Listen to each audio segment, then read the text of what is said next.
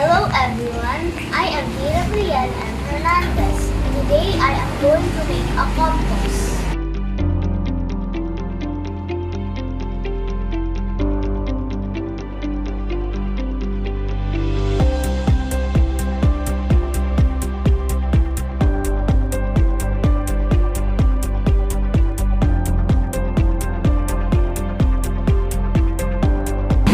The materials we need for our compost are flower pot, garden soil, dried leaves, kitchen waste, and eggshells.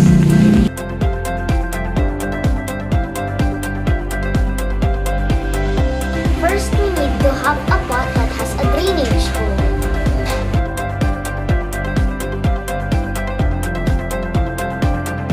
Step 2. Add some dried leaves to the pot.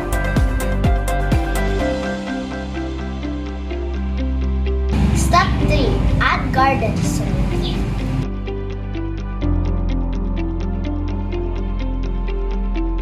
Step 4. Add kitchen waste.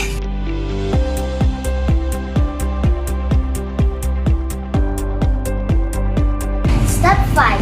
Add eggshells on top of the kitchen waste.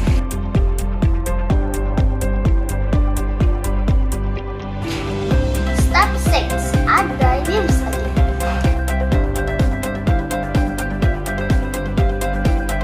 Step 7. Add garden soil again.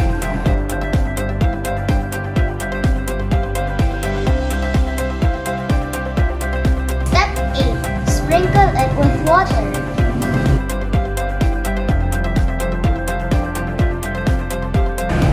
Keep the pot in a shady area for 1 month. No need to water it again. Again, I am